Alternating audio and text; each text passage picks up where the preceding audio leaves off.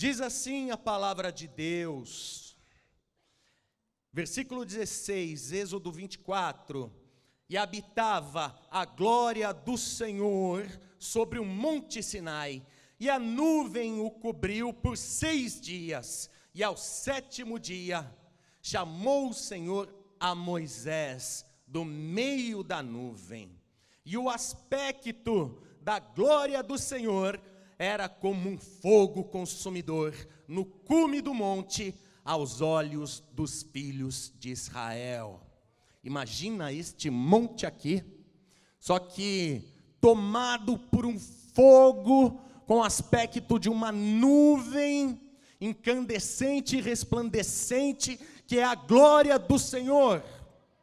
Imagine esta quantidade de poder tomando e cobrindo todo o cume do monte Sinai. Esse era o aspecto da glória de Deus. Eu vou ler novamente o versículo 17, e você repete em seguida junto comigo, amém? E o aspecto da glória do Senhor era como um fogo consumidor no cume do monte, aos olhos dos filhos de Israel. Você crê nessa palavra? Eu também creio. Então desocupe as suas mãos e vamos dar para essa palavra a mais linda, maravilhosa e poderosa salva de palmas que já se ouviu neste lugar. E enquanto você aplaude, glorifica o nome do Senhor teu Deus. Glória ao teu nome, Senhor. Pai querido, a tua palavra vai ser pregada agora. Manifesta a tua glória, assim como no monte Sinai. Manifesta teu poder neste lugar, ó Deus. Toma a boca do pregador, os lábios do mensageiro. Abra o céu agora e envia a tua palavra com poder e com autoridade. E que a tua palavra vá e prospere naquilo para o qual está sendo enviada. Amém, Jesus. Diga amém, Jesus. E podeis se assentar. Glória a Deus. O meu jejum é jejum de comida, tá? A água a gente precisa tomar, não é? Glória a Deus. Veja só que interessante. Veja que curioso. Deus se manifestou a primeira vez a um homem que estava apacentando as ovelhas de seu sogro. E aí ele foi para o Monte Sinai. E no Monte Sinai ele viu um arbusto. Vamos dizer que esse é o arbusto. E esse homem estava andando por lá e viu um arbusto. Puxa, que curioso, um arbusto parece estar pegando fogo, esse arbusto parece estar em chamas. Mas que coisa, esta chama é diferente. Esta chama tem algo misterioso nela, porque apesar da chama estar envolvendo todo o arbusto, a chama não consome o arbusto. O arbusto não se queima e não se torna pó. E este homem, Moisés, ficou olhando de longe, e ao se aproximar com curiosidade, ele foi rodeando aquele arbusto, e quando ele chegou perto, ele ouviu uma voz que ele nunca tinha ouvido antes, uma voz poderosa que ecoou em todo o deserto. E na mesma hora, ele teve temor, porque aquela voz disse: Moisés, não te chegues para cá, tira as sandálias dos teus pés, porque o lugar que pisa, santo é. E naquele momento, Moisés temeu e ficou apavorado. Que voz era aquela que ele nunca tinha ouvido? Mas Moisés obedeceu àquela voz cheia de poder e autoridade e tirou as sandálias dos seus pés. E quando aquela voz disse isso, tira as sandálias dos teus pés, porque o lugar que pisa santo é, não é porque o chão era santo, não é porque a areia era santa, não é porque a rocha, não é porque era um monte Sinai, não era o solo, não eram as pedras que eram santas, mas aquele lugar estava sendo santificado por causa da presença de Deus, e a presença de Deus tornava aquele lugar santo. Então a presença de Deus se manifestou pela primeira vez a Moisés, só que apenas essa visão parcial, esse contato à distância.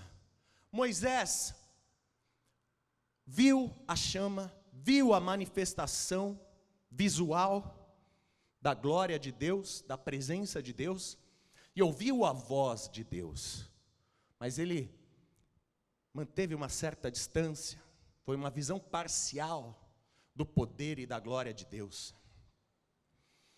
Essa foi a primeira visão, e Moisés foi ter muitas outras experiências com Deus, como você vai ver daqui a pouco, no Monte Sinai. Mas eu não tenho receio nenhum de dizer para você que veio aqui nesta noite hoje, eu não tenho nenhuma dúvida em dizer isso para você, até porque o Espírito Santo de Deus testifica isso no meu coração, e está me cobrando para dizer, este lugar é santo, e é tremendamente santo, não por causa da cadeira em que você está, não por causa das paredes, nem tampouco do púlpito ou do altar, mas este lugar é santo, e tremendamente santo, porque a presença de Deus santifica este lugar, e este lugar é santificado por causa da presença de Deus, que está neste lugar. Eu digo para você isso sem dúvida nenhuma, eu posso dizer isso com toda certeza. A presença de Deus santifica este lugar, a presença de Deus ali naquele arbusto santificava aquele lugar. E bom, Moisés, depois dessa primeira experiência, apenas parcial, ele vai ter muitas outras experiências. Ele vai liderar o povo de Deus para se libertar da escravidão no Egito. E Deus, através da liderança de Moisés, vai abrir o Mar Vermelho para o povo passar em segurança. Moisés vai também conhecer os estatutos de Deus, os mandamentos de Deus. Mas um dia, Deus diz para Moisés: suba o monte Sinai, Moisés, porque você vai ter uma experiência que você nunca teve antes, Moisés. Eu vou te revelar coisas maravilhosas, Moisés. Eu vou me manifestar para você, Moisés, de uma maneira única. Então, Moisés sobe o monte. Moisés sobe o monte, e o monte está tomado pela glória de Deus. A glória de Deus não está mais no arbusto. A glória de Deus agora foi transferida para o topo do Monte Sinai. E aquela glória, ela tem um aspecto de uma nuvem de fogo. É um poder consumidor, é a presença de Deus. Para você se achegar na presença de Deus, é preciso ter reverência, é preciso ter temor. Tirar as sandálias significa isso.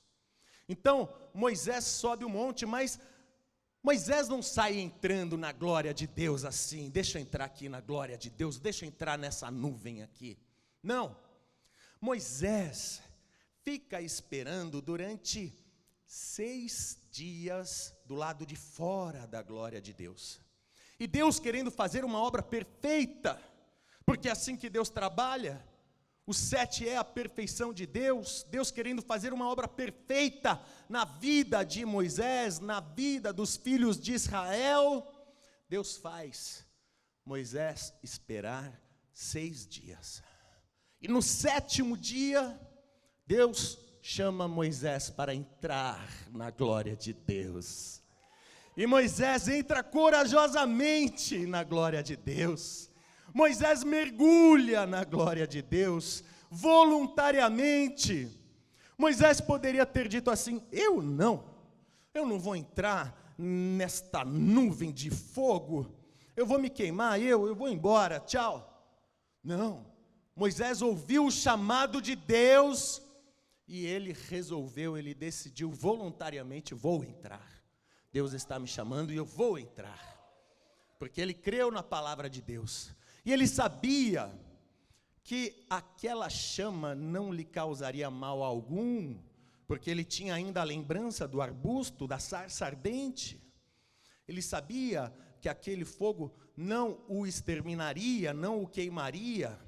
A glória de Deus, ela é exterminadora do pecado. A graça, o poder, esta nuvem de fogo consumidora, ela extermina sim o pecado. Se um pecador entra em contato com a glória de Deus, ele é fulminado. Mas Moisés não, Moisés era um homem de Deus, era um profeta, era um grande líder. Então Moisés entra voluntariamente, corajosamente ali. E quando ele entra na glória de Deus, na nuvem de poder e glória, na nuvem de fogo, de poder e glória, ele permanece ali durante 40 dias e 40 noites. Sabe, a gente está aqui, não é? E quando o culto, quando a reunião começou, e o grupo de louvor começou a louvar a Deus, você começou a ver que por um instante, por um momento, você não lembrava mais dos seus problemas, não é? Naquele momento que você estava louvando a Deus, você não pensava mais nas contas para pagar, você não pensava mais no problema lá em casa, e minha janta, não sei o quê, não pensava mais nisso, nada disso passava na sua cabeça no momento em que você estava adorando a Deus. Com Moisés a mesma coisa. Lá, mergulhado na glória de Deus, naquela nuvem de fogo, Moisés nem percebeu que se passaram 40 dias e 40 noites. E o povo, os filhos de Israel que estavam ali embaixo do monte, viram Moisés entrando na nuvem de fogo e devem ter pensado, eles imaginaram: já era, acabou, olha aí, olha lá o que Moisés fez. Entrou naquele fogo, é melhor a gente levar nossas vidas agora, porque ele não volta mais, poderiam ter pensado, mas não, Moisés estava vivo e muito bem, melhor do que eles lá embaixo, aliás, porque lá Moisés não tinha necessidade de nada. Moisés estava tendo uma amostra grátis do que seria a eternidade, do que seria a vida eterna. Moisés estava na presença de Deus, e você sabe, quando nós estivermos lá na glória, na presença de Deus, na eternidade, nós não vamos sentir falta de nada, e lá não vai precisar nem de lua e nem de sol, porque a luz vem do Cordeiro de Deus, o Todo-Poderoso. Nós não vamos mais ter necessidades carnais, necessidades humanas, porque a graça nos basta, porque o poder de Deus nos basta. E olha, eu quero te dizer, hoje você está aqui, você veio, você entrou como Moisés, você entrou porque quis aqui dentro desta igreja, e você nem percebeu que o tempo está passando, você nem lembrava mais dos seus problemas, é porque você está já entrando em contato com a glória de Deus, você está entrando já e agora em contato com a eternidade, porque a glória de Deus enche este lugar, e quem está na presença de Deus não tem falta de nada. Moisés ficou ali durante 40 dias e 40 noites, sem fome, e eu lembrei do meu jejum também. Moisés ficou ali, não sentiu fome, Moisés não precisou de nada, porque Deus estava sustentando Moisés. E é o que Deus quer fazer com você também. Porque, veja, o projeto de Deus é abrangente. Deus não poderia ficar para sempre, gente, se manifestando apenas para Moisés, através de um arbusto da sarça ardente. Deus não poderia ficar para sempre se manifestando no topo, no cume do Monte Sinai, apenas para alguns escolhidos, privilegiados. O plano de Deus é muito maior. O plano de Deus é abrangente. E Ele quer também que você tenha contato com esta glória, com esta graça, com este fogo e com este poder. Ele quer te dar também este fogo. E então, Moisés, lá dentro da glória de Deus, permaneceu durante 40 dias e 40 noites. Quando o Deus falou para Moisés, Moisés, lá dentro, Moisés na glória, Moisés mergulhado na graça e no poder de Deus. Deus diz, Moisés, não dá mais para eu ficar apenas aqui. Vocês vão me fazer um tabernáculo, porque eu quero habitar no meio do povo. Então, Deus mostrou um modelo, e esse modelo, se você for ver, é muito semelhante ao modelo dos templos e igrejas.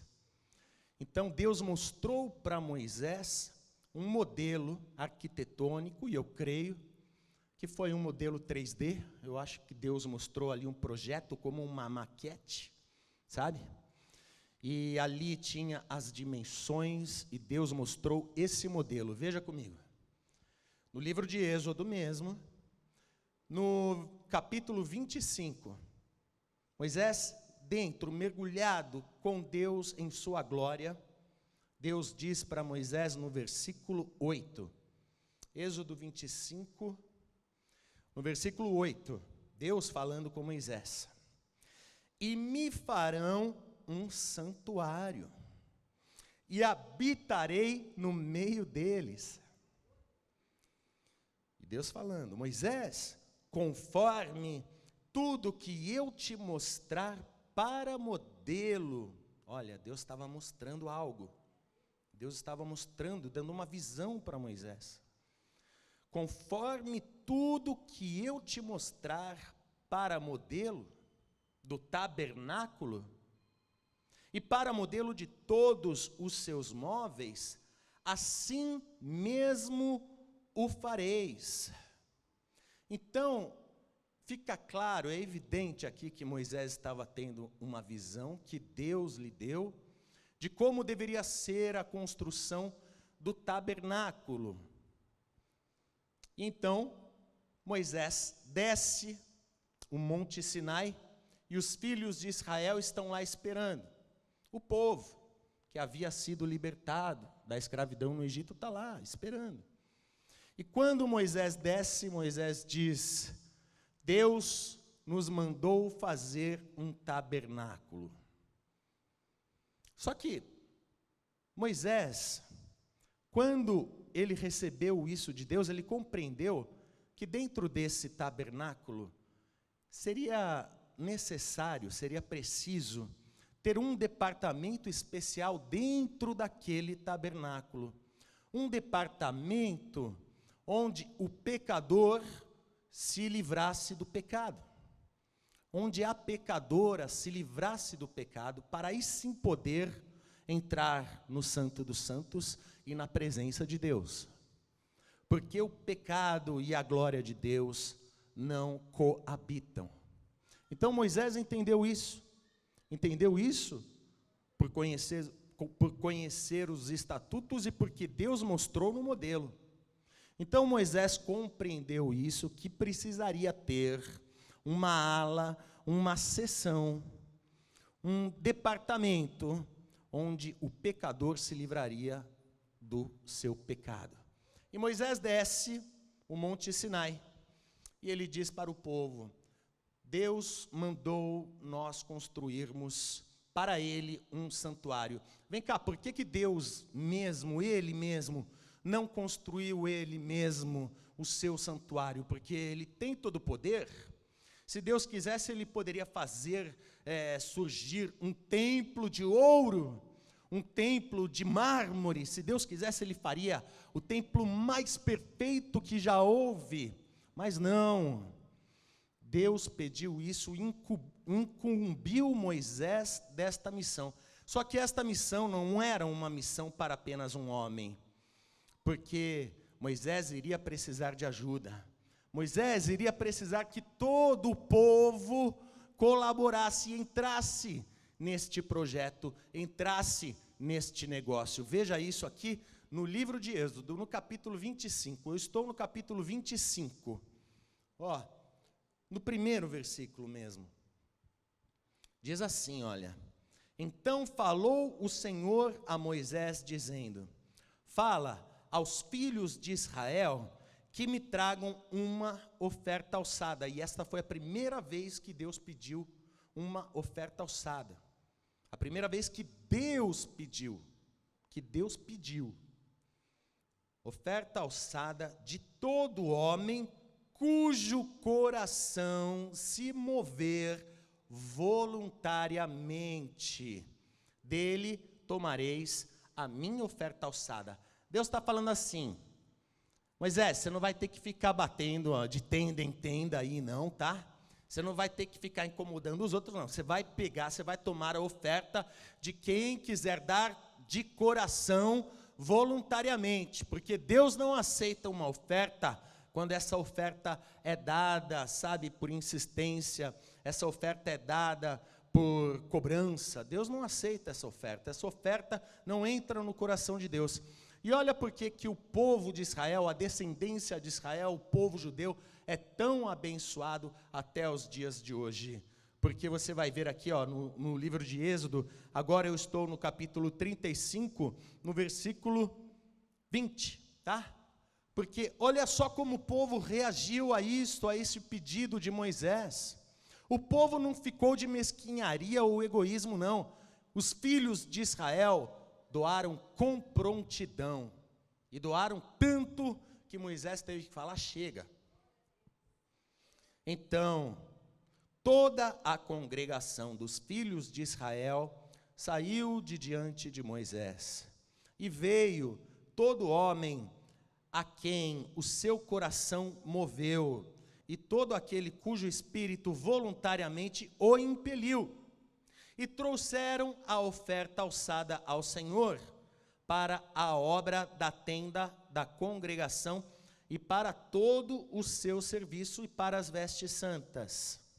Do capítulo 35, pulei aqui para o versículo 29. Todo homem e mulher cujo coração voluntariamente se moveu a trazer alguma coisa para toda a obra que o Senhor ordenara se fizesse pela mão de Moisés, aquilo trouxeram os filhos de Israel por oferta voluntária ao Senhor. Bom, o povo na mesma hora trouxe com prontidão. O povo doou ouro, doou cobre, doou prata, doou linho, doou pele, doou couro, doou madeira, azeite. O povo ofertou e entrou neste projeto.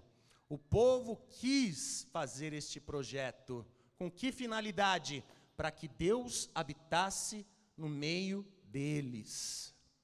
E essa era a finalidade de Deus, e este o motivo do povo colaborar com tanta prontidão, para que Deus habitasse no meio deles. Muito bem. Então eles levantaram o tabernáculo. Eles conseguiram levantar, o tabernáculo foi levantado. E eu quero que você vá comigo agora no último trecho do livro de Êxodo, Êxodo 40, no versículo 34.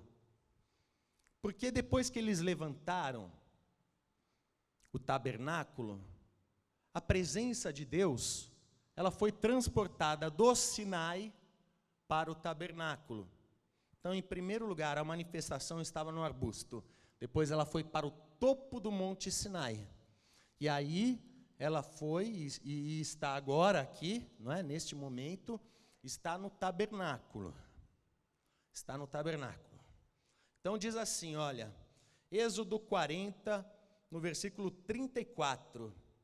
Então a nuvem cobriu a tenda da congregação, e a glória do Senhor encheu o tabernáculo, de maneira que Moisés não podia entrar na tenda da congregação, porquanto a nuvem ficava sobre ela, e a glória do Senhor enchia o tabernáculo. Você entendeu isso?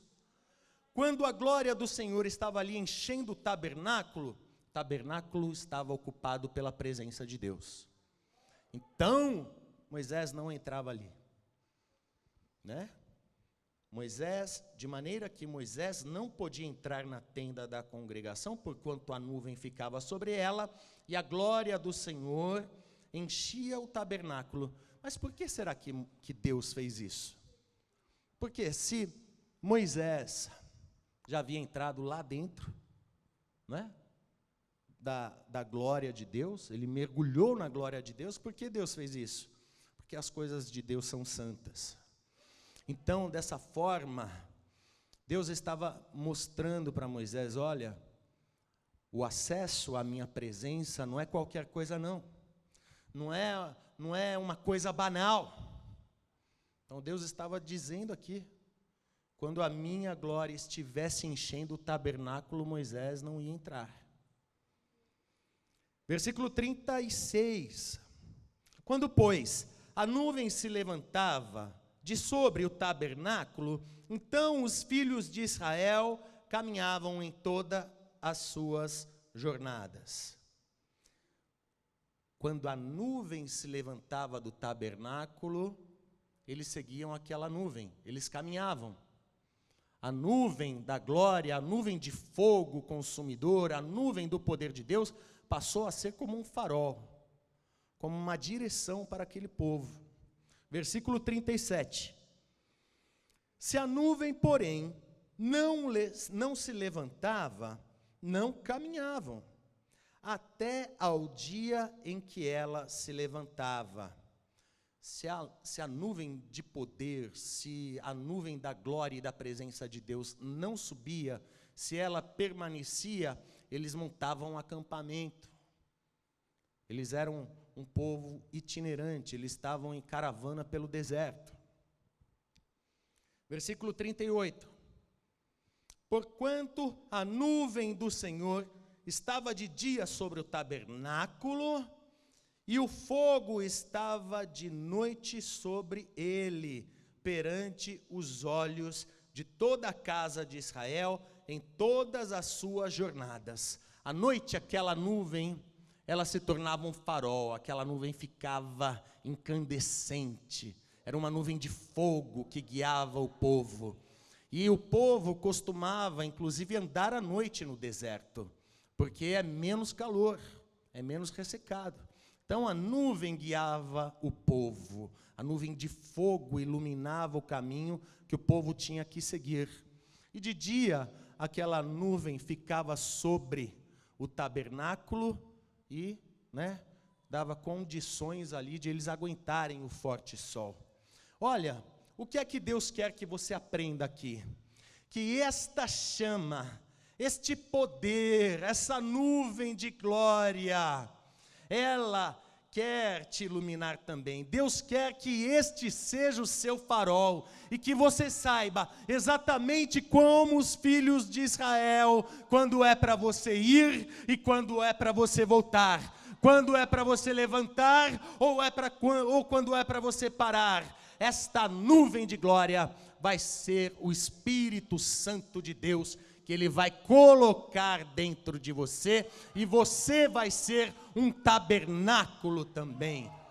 E essa nuvem de poder e glória vai te guiar e te ajudar a tomar decisões no seu dia a dia, porque esta chama é a chama do Espírito Santo de Deus, é a presença de Deus.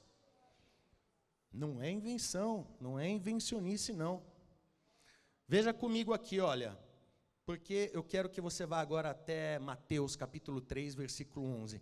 Porque um dia surgiu na terra um profeta que foi maior do que Moisés. Um dia surgiu esse profeta maior do que Elias. Um dia surgiu esse profeta maior do que Eliseu. E esse profeta, ele chegou falando assim, no livro de Mateus capítulo 3, versículo 11. Olha o que dizia este profeta: eu, em verdade, vos batizo com água para o arrependimento, mas aquele que vem após mim é mais poderoso do que eu não sou digno de levar suas sandálias. Vem cá, um profeta maior do que Moisés, é este que está falando, é João Batista. Este profeta maior do que Moisés, maior do que Elias. Jesus mesmo disse que João Batista era o maior dos profetas. Então, esse que é o maior profeta está dizendo que virá outro depois dele, e ele não é digno de levar as suas sandálias? Olha, mas aquele que vem após mim é mais poderoso do que eu, não sou digno de levar as suas sandálias. Ele vos batizará com o Espírito Santo e com fogo. Que fogo é esse, igreja? É o Espírito Santo. É o mesmo fogo, é aquela nuvem com aspecto de fogo consumidor que estava sobre o tabernáculo. Só que a glória de Deus, a presença de Deus não está mais no arbusto, não está mais no cume do Monte Sinai, não está mais no tabernáculo de Moisés. A glória do Senhor está enchendo esse lugar. E essa glória, esse poder, é o Espírito Santo de Deus. O Espírito Santo vai ser como um farol na sua vida. Da mesma forma que esta glória guiava o povo no deserto, o Espírito Santo, esta chama ardente, que é o Espírito Santo de Deus, vai também habitar em você, e você vai se tornar um tabernáculo. Aliás, a palavra já afirma isso. A palavra afirma e confirma isso. Você é um templo, você é uma morada, você é uma casa. Você não sabia disso? Você não sabia disso, não? Você é uma morada, tanto para o bem quanto para o mal. Você pode ser morada de pecado, de espíritos malignos, ou você pode ser morada do Espírito Santo de Deus. E eu sei que você quer isso. Você quer ser morada do Espírito Santo de Deus. Então, abra comigo a palavra de Deus, na primeira carta de Paulo aos Coríntios, no capítulo 3 e versículo 16. Porque quem não sabia agora vai ficar sabendo, amém? Olha aí, ó, como fala o apóstolo Paulo. Não sabeis vós que sois o templo de Deus e que o Espírito de Deus habita em vós? Você não sabia disso, não? Você não sabia que você é uma morada, você é um templo, você é um tabernáculo? E que esse templo, esse tabernáculo tem que estar limpinho. Esse templo, esse tabernáculo tem que estar livre de qualquer pecado. Você não sabia disso, não? Deus não coabita com o pecado. Deus não coabita com espíritos malignos. Deus não coabita com quem acredita em ídolos, com quem tem ídolos, com quem tem estas estátuas e se ajoelham diante de estátuas. Deus não coabita com isso. Você é o templo de Deus. Você é o templo do Deus vivente. Vá comigo agora na segunda carta do apóstolo Paulo aos Coríntios, no capítulo 6 e no versículo 16. Segunda carta de Paulo aos Coríntios, no capítulo 6 e versículo 16. Eu vou ler aqui, vou começar a ler a partir daqui, dessa segunda frase. Porque vós sois o templo do Deus vivente. Essa chama não pode morrer. Esta chama do Espírito Santo de Deus na sua vida, ela tem que permanecer acesa e vivente. Porque vós sois o templo do Deus vivente. Como Deus disse, neles habitarei, e entre eles andarei, e eu serei o seu Deus, e eles serão o meu povo. Mas se você peca, se você mantém o seu tabernáculo imundo, sujo, se você despreza a sua higiene espiritual, e você faz coisas erradas, ou volta a fazer coisas erradas, se você peca contra Deus ou contra o teu irmão, Deus diz assim, no versículo 17, pelo que saí do meio deles, Deus diz para você, aparta-se disso, saia de perto, saia do meio do pecado, pelo que saí do meio deles, e apartai-vos, diz o Senhor, e não toqueis nada imundo, não toqueis nada imundo.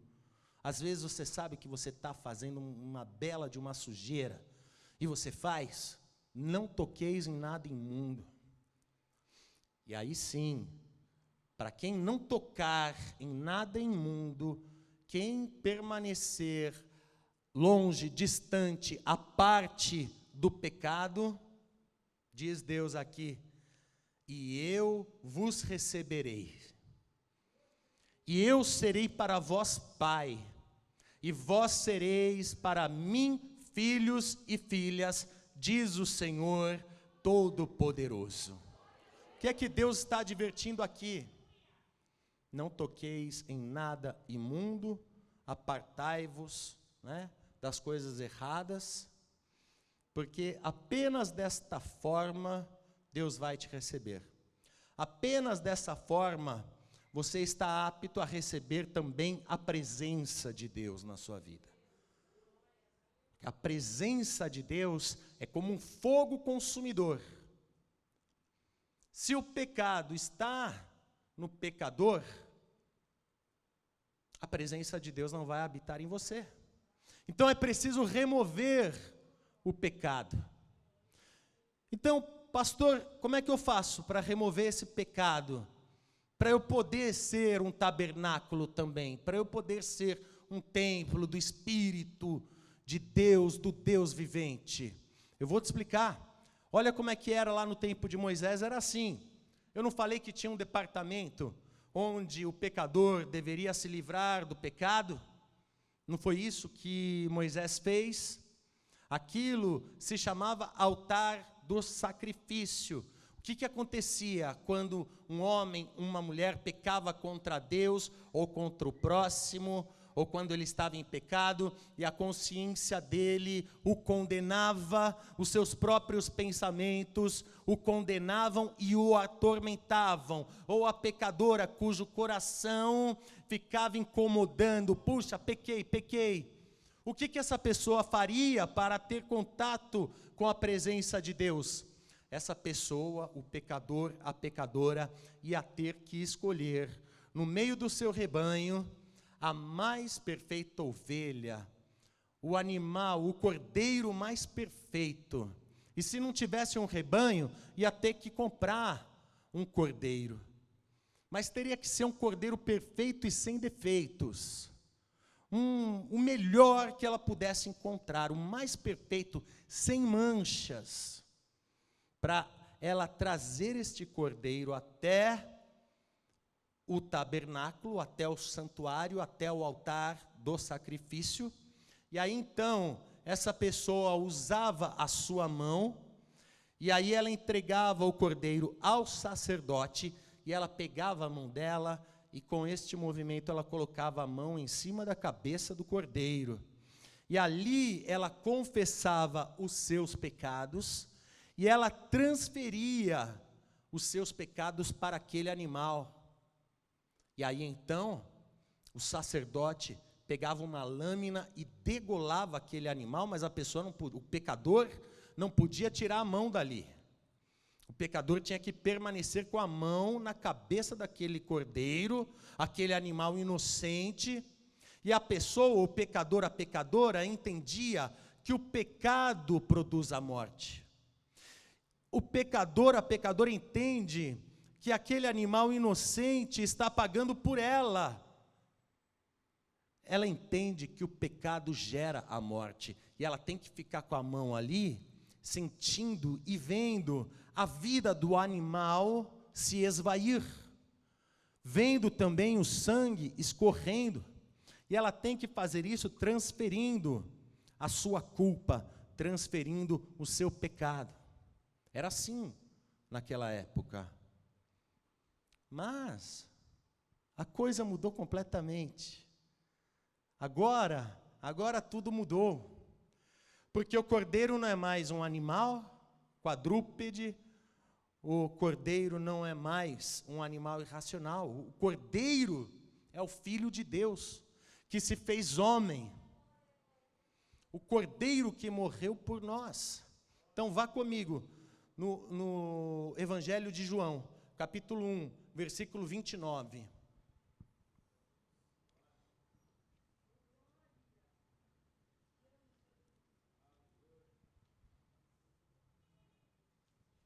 Aquele mesmo profeta, o maior profeta, dentre os nascidos de mulher, como Jesus disse, esse mesmo profeta, João Batista, ele vê Jesus se aproximando do Rio Jordão e ele diz, veja, versículo 29, João capítulo 1. No dia seguinte, João viu a Jesus que vinha para ele e disse, eis o cordeiro que tira o pecado do mundo.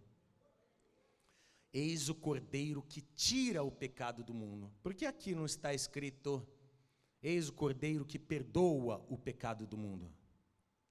Porque não basta perdoar, não bastaria que o cordeiro perdoasse os pecados.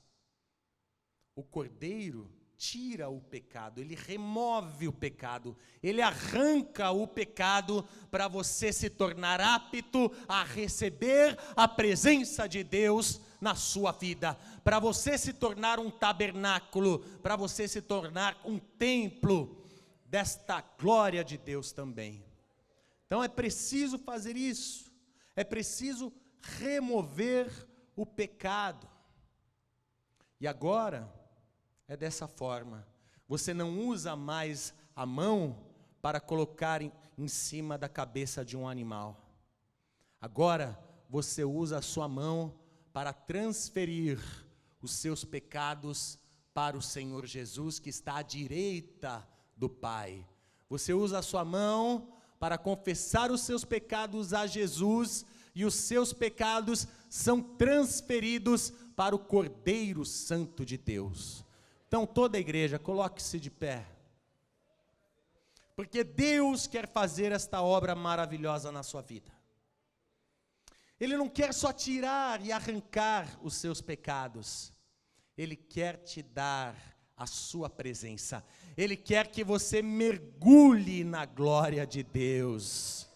E olha, quando você estiver na glória de Deus, você vai ficar como Moisés, você não vai sentir falta de mais nada. E a presença de Deus na sua vida, a presença do Espírito Santo vai ser como um farol, vai ser uma direção para você agir no seu dia a dia. Além do mais, o Cordeiro de Deus garante que você terá o seu nome escrito no livro da vida do Cordeiro e viverá para sempre na eternidade, onde não existe nem sol e nem lua para iluminar, porque a luz vem do Cordeiro Santo de Deus, o Alfa e o Ômega, aquele que era, que é e há de vir, o princípio e o fim, o Deus Todo-Poderoso. Então eu quero saber nesta noite, nós estamos aqui com esta ala, com este departamento, onde o Cordeiro arranca o pecado do pecador. Nós estamos aqui porque ainda temos nos dias de hoje esse departamento que Moisés viu seria necessário para que o homem e a mulher pudessem entrar na presença de Deus. Então, eu pergunto, quem quer ter a presença de Deus na sua vida?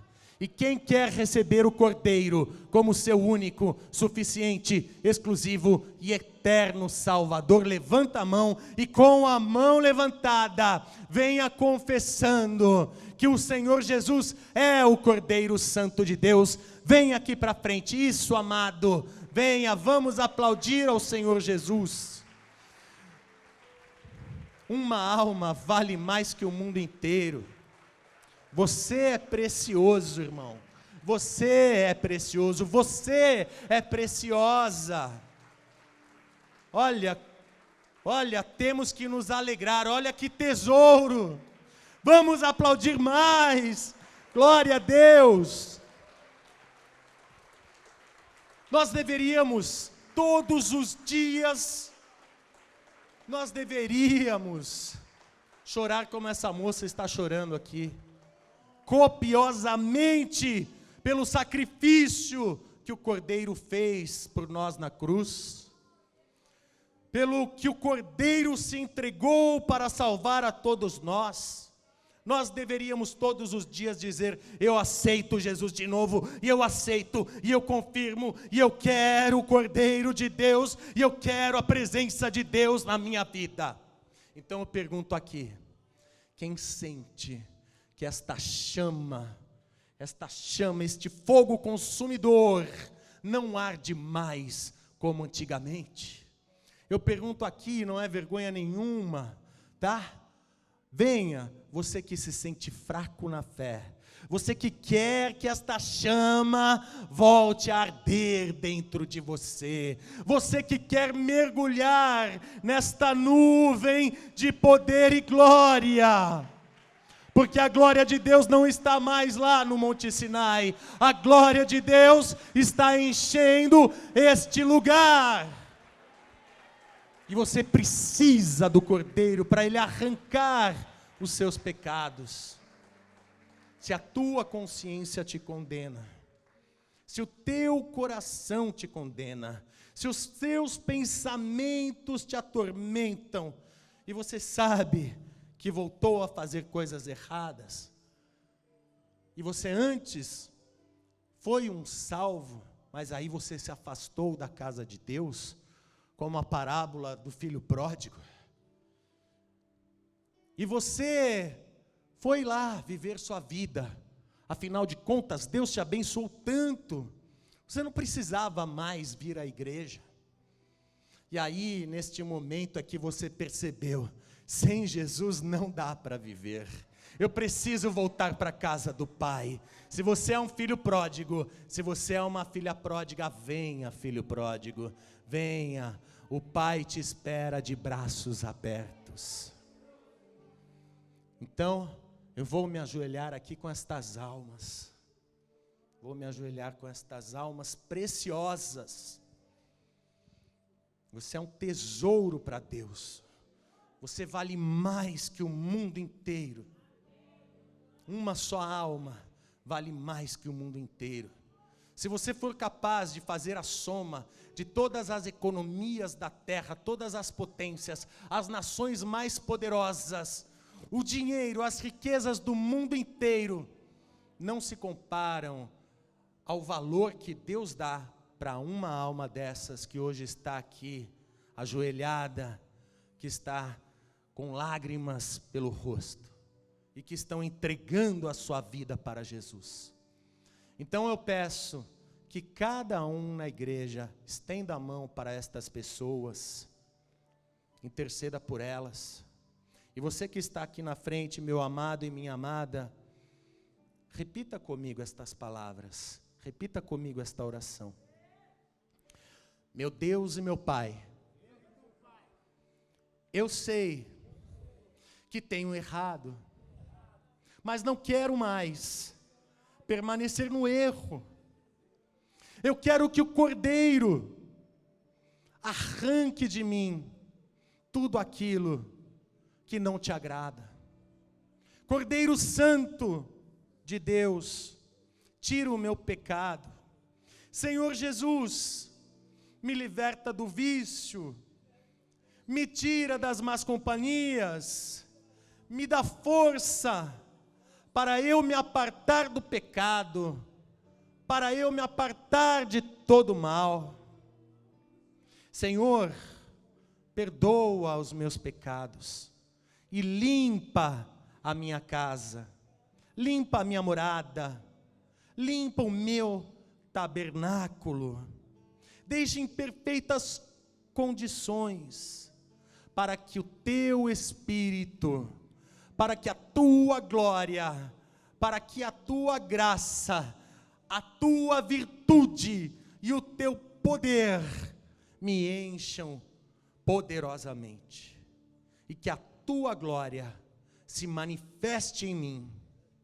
Meu Deus, escreve o meu nome no livro da vida do Cordeiro, e me dá forças para persistir e permanecer neste caminho que eu escolho agora, até a eternidade.